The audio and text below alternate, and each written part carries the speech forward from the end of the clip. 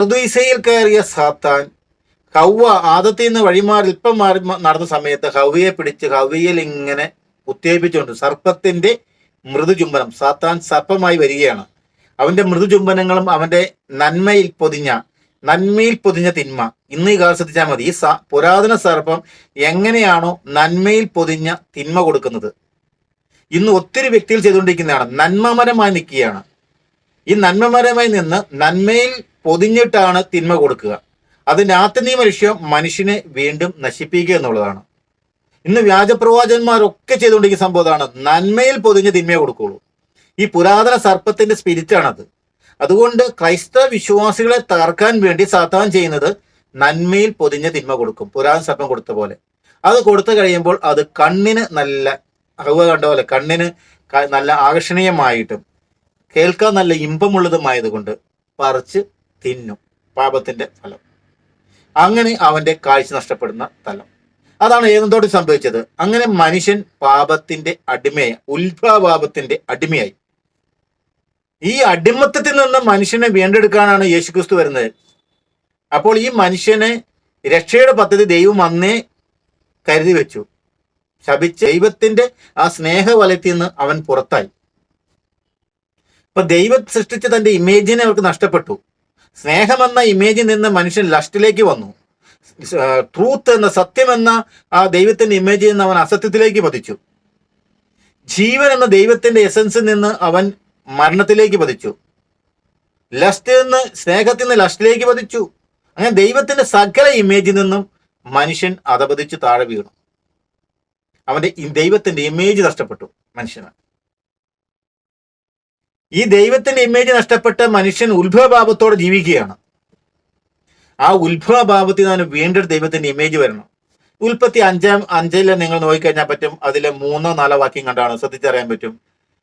ആദം പിന്നീട് ഹവ്വയുമായി ചേർന്നു. ആദത്തിന്റെ ഇമേജിൽ, ഛായയിലും സാദൃശ്യത്തിലും സേത്ത് ജനിച്ചു. ആ തലമുറ വരുന്നത് എങ്ങനെയാണ് ശ്രദ്ധിച്ചു. സേത്തിന്റെ തലമുറ വരുന്നത്, അതായത് ദൈവത്തിന്റെ ഛായ സൃഷ്ടിക്കപ്പെട്ട മനുഷ്യന്റെ ദൈവത്തിന്റെ ഛായ നഷ്ടപ്പെട്ടിട്ട് അവൻ ആട് ഛായയിലേക്ക് വന്നത്. ആദത്തിന്റെ ഛായയിൽ, പാപം ചെയ്ത ആദത്തിന്റെ ഛായയിലാണ് മനുഷ്യൻ പിന്നെ ജീവിക്കുന്നത്. ഈ ഇമേജ്, നഷ്ടപ്പെട്ട ഇമേജ് വീണ്ടെടുത്ത് അവന് നിത്യജീവനെ യോഗ്യമാക്കുന്ന രീതിയിൽ പാപത്തിന്റെ അടിമത്തിൽ നിന്ന് വീണ്ടെടുത്ത് നഷ്ടപ്പെട്ട ഇമേജ് അസത്യത്തിൽ നിന്ന് സത്യത്തിലേക്ക്, മരണത്തിൽ നിന്ന് മരണമില്ലാത്ത അവസ്ഥയിലേക്ക്, ജീവനിലേക്ക്, അന്ധകാരത്തിൽ നിന്ന് അവന് പ്രകാശത്തിലേക്ക് നയിച്ച മരണമാണ് യേശുക്രിസ്തുവിന്റെ കുരിശുമരണം. അതുകൊണ്ട് അന്ന് പണ്ട് ഋഷിവര്യന്മാര് പാടിയത് അസതോമാ സദ്ഗമയ തമസോമാ ജ്യോതിർഗമയ മൃത്യോമാ അമൃതം ഗമയ. അതിനുള്ള മറുപടി യേശുക്രിസ്തു പറഞ്ഞത്, ഞാനാണ് വഴിയും സത്യവും ജീവനും, ഞാനാണ് പുനരുത്ഥാനവും ജീവനും, ഞാനാണ് ലോകത്തിന്റെ പ്രകാശം. ശ്രദ്ധിച്ചു നോക്കുക. അതിനുള്ള മറുപടി കൊടുത്തത് ഈശോയാണ്. അപ്പോൾ അന്ന് ഇവർ മനസ്സിലാക്കി അടിമത്വം എന്താണെന്ന് മനസ്സിലാക്കി. അപ്പൊ പാപത്തിന്റെ അടിമത്തത്തിൽ വീണ മനുഷ്യനെ യേശുക്രിസ്തു വീണ്ടെടുത്തു. ഏത് പാപത്തിന്റെ? ഉത്ഭവപാപത്തിന്റെ, സിൻ ഓഫ് ഒറിജിൻ, അതിന്റെ വീണ്ടെടുപ്പാ. ആ വീണ്ടെടുത്ത് ദൈവം മനുഷ്യന്റെ രക്ഷാകര പദ്ധതി ഒരുക്കി കഴിഞ്ഞാൽ അതിന്റെ സ്വീകരിക്കലാണ് ബാപ്റ്റിസം.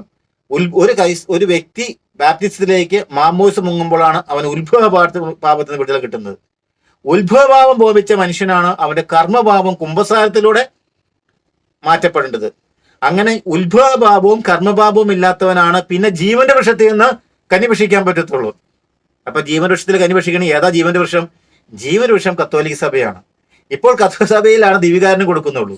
അപ്പൊ ദിവ്യകാരന് സ്വീകരിക്കണമെങ്കിൽ അവന് മാമോദിസം മുങ്ങി അനുദപിച്ച് കർമ്മഭാവത്തിൽ അനുദപിച്ച് കുമ്പസാരിച്ച് അവൻ വിശുദ്ധിയോടുകൂടി സ്വീകരിക്കുക എന്നുള്ളതാണ്. ഇല്ലെങ്കിൽ അവൻ നിശാവധിക്ക് കാരണമാകും.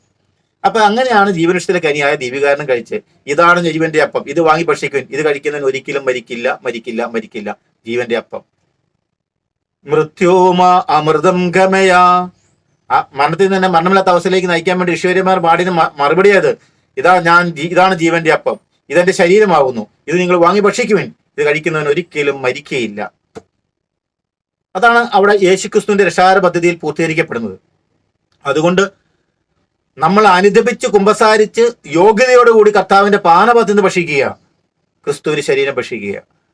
ഇവിടെയാണ് നിത്യജീവനിലേക്ക് നമ്മളെ നയിക്കുന്ന മാർഗം. ഈ മാർഗം അറിയാത്തവർക്ക് ഈ മാർഗം പറഞ്ഞു കൊടുക്കണം. ഇത് പറഞ്ഞു കൊടുക്കാൻ ഇവർക്ക് എത്ര പേർക്ക് സാധിക്കുന്നു? ഇത് പറഞ്ഞു കൊടുക്കാത്ത രീതിയിൽ, രക്ഷാകര പദ്ധതി ഒരുക്കാത്ത രീതിയിൽ നമ്മൾ ഇന്ന് പോയിക്കൊണ്ടിരിക്കുകയാണ്. അപ്പോൾ പാപത്തിന്റെ അടിമത്തത്തിൽ നിന്ന് ദൈവം നമ്മളെ വീണ്ടെടുത്ത് നമ്മളെ സ്വതന്ത്രരാക്കി ദൈവപുത്ര ബന്ധത്തിലെ ആഭാപുത്ര ബന്ധത്തിലേക്ക് ദൈവം നമ്മളെ കൊണ്ടുവന്നു. അങ്ങനെയാണ് യേശുക്രിസ്തുവിനോട് നമുക്ക് വയ്ക്കുന്ന അനുരഞ്ജനം. പാപത്തിൽ വീണുപോയ മനുഷ്യനെയും പിതാവായ ദൈവത്തെയും ഒരുമിച്ച് ചേർക്കുന്ന പുത്രൻ എന്ന കണ്ണി കൊണ്ടാണ്, യേശുക്രിസ്തു എന്ന കണ്ണി കൊണ്ടാണ് വിളക്കി ചേർക്കുന്നതെന്ന് പറയാൻ പറ്റും. അങ്ങനെ പിതാപുത്ര ബന്ധത്തിലേക്ക് നമ്മളെ വലിച്ചടിപ്പിക്കുകയാണ് ക്രിസ്തുവിന്റെ കുരിശുമരണത്തിലൂടെ യേശുക്രിസ്തു വീണ്ടെടുത്തുന്നത്. അപ്പോൾ ക്രിസ്തുവിലായിരിക്കുന്ന ഓരോ വ്യക്തിയും അടിമയല്ല, ഒരാളുടെ അടിമയല്ല, അവൻ സ്വതന്ത്രനാണ്. പുത്രൻ നമ്മളെ സ്വതന്ത്രരാക്കിയാൽ നമ്മൾ സ്വതന്ത്രരായി കഴിഞ്ഞു. അതാണ് ക്രിസ്തു. അപ്പൊ ക്രിസ്തു എന്തിനാണ് ഭൂമിയിലേക്ക് വന്നത്? പാപിയെ രക്ഷിക്കാനാണ് വന്നത്. ശ്രദ്ധിക്കണം പോയിന്റ്. യേശു ക്രിസ്തു ഭൂമിയിലേക്ക് വന്നത് പാപിയെ അവന്റെ ഉത്ഭവഭാവത്തിൽ നിന്ന് രക്ഷിക്കുവാനും കർമ്മഭാവത്തിൽ നിന്ന് അവനെ മോചിപ്പിക്കുവാനും രക്ഷിക്കുവാനും വേണ്ടി കുംഭസാരം സ്ഥാപിച്ചുകൊണ്ടാണ് യേശുക്രിസ്തു അനുതാപത്തിന്റെ ശുശ്രൂഷ, അനുതാപത്തിലേക്ക് നയിക്കുന്ന മാനസാന്തരത്തിന്റെ ഫലങ്ങൾ പ്രകടിച്ചുകൊണ്ടാണ് യേശുക്രിസ്തു വന്നത്. അങ്ങനെയാണ് ക്രിസ്തു മനുഷ്യനെ ദൈവവുമായിട്ട് അടുപ്പിച്ച് പാപത്തിന്റെ അടിമത്തത്തിൽ നിന്ന് മോചിപ്പിച്ച് അവനെ ദൈവവുമായി രമ്യപ്പെടുത്തി ദൈവപുത്ര ബന്ധത്തിലേക്ക് കൊണ്ടുവന്ന് പിതാവിനെ മക്കൾ എന്ന ബന്ധത്തിലേക്ക് നാം നയിച്ച് വീണ്ടെടുക്കുന്നത്. അവൻ പിന്നെ പാപത്തിന്റെ അടിമയല്ല. ആ രക്ഷകനാണ്, രക്ഷിക്കാൻ വന്നവനാണ് ക്രിസ്തു. രക്ഷകനാണ് ദൈവം, പാപിയെ നശിപ്പിക്കുന്നവനല്ല. എന്നാൽ ഹൈന്ദവ മതവിശ്വാസത്തിന്റെ തലങ്ങളിലേക്ക് കിടന്നു കഴിഞ്ഞിട്ടുണ്ടെങ്കിൽ പാപിയെ നശിപ്പിക്കുന്നതിന് ദൈവത്തെയാണ് ഹൈന്ദവ വിശ്വാസത്തിൽ അർപ്പിക്കുന്നത്. അവിടെ പറയുന്ന മത്സ്യകൂർമ്മവരാഗശ്ച നരസിംഹശ്ച വാമന രാമോ രാമശ്ച കൃഷ്ണശ്ച കൽക്കി സതേദേശ എല്ലാം എന്താണ് പറയുന്നത്? ഈ വരുന്ന അവതാരങ്ങളെ മുഴുവനും പാപിയെ നശിപ്പിക്കാമെന്ന അവതാരങ്ങളാ. പാപത്തെ അവസാനം കൽക്കി വന്ന സകല പാപം നശിപ്പിക്കാൻ പറ്റുന്നത്. അപ്പൊ നശിപ്പിക്കുന്ന ഒരു ദൈവത്തിന്റെ ചരിത്രം പോലെയാണ് ഈ ഇതിൽ പറയുന്നത്. അപ്പൊ ഹൈന്ദവത എന്ന് പറയുമ്പോൾ പാപിയെ നശിപ്പിക്കുന്ന ദൈവമാണ്.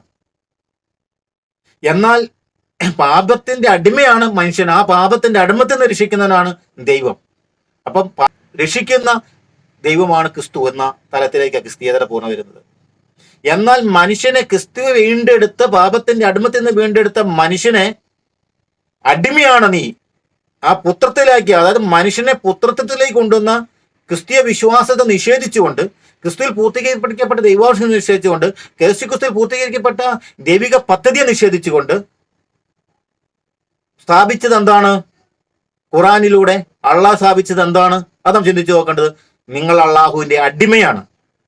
അപ്പൊ അള്ളാഹുവിന്റെ അടിമയായിരിക്കുന്ന സ്വാതന്ത്ര്യമില്ലാത്ത തലത്തിലേക്കാണ് ഖുറാൻ 6-ാം നൂറ്റാണ്ടിൽ അള്ളാഹു കൊണ്ടുവരിക്കുന്നത്. അതായത് ഇസ്ലാം മതവിശ്വാസികൾ അള്ളാഹുവിന്റെ അടിമയാണ്. ഹൈന്ദവരായിരിക്കുന്നവര് പാപത്തിൽ നിന്ന് പാപം ചെയ്ത ഹൈന്ദവരെ നശിപ്പിക്കാൻ വരുന്ന ദൈവമാണ്. അപ്പൊ രണ്ടിന്റെ കോൺസെപ്റ്റ് നോക്കുക. അപ്പൊ യേശുക്രിസ്തു പാപിയെ രക്ഷിക്കാൻ വന്നവനാണ്. അപ്പൊ ഈ മൂന്നാണ് ഈ ഹൈന്ദവ മതത്തിന്റെയും ക്രൈസ്തവ മതത്തിന്റെയും ഇസ്ലാം മതത്തിന്റെയും അടിസ്ഥാനം എന്ന് നമ്മൾ മനസ്സിലാക്കണം. അപ്പം പാപിയെ നശിപ്പിക്കാൻ വരുന്ന ഒരു ദൈവത്തെയാണോ നിങ്ങൾ നോക്കിയിരിക്കുന്നത്, അതോ പാപിയെയും സകലരെയും അടിമത്തത്തിലായിരിക്കുന്ന രക്ഷ കൊടുക്കാത്ത ഒരു അടിമയാക്കി വെച്ചിരിക്കുന്ന മാസ്റ്റർ യജമാനനാണോ ദൈവം, അതോ രക്ഷകനാണോ ദൈവം? പാപിയെ രക്ഷിക്കാൻ വരുന്ന ക്രിസ്തു എല്ലാവരുടെയും സകല മനുഷ്യരുടെയും രക്ഷകനായി മാറുകയാണ്. രക്ഷകനിലാണ് രക്ഷയുണ്ടാകുക. ലോക ജനതയ്ക്ക് മുഴുവനും രക്ഷയ്ക്കായിട്ടുള്ള ഏകനാമം യേശു ക്രിസ്തു എന്ന നാമം മാത്രമാണ്.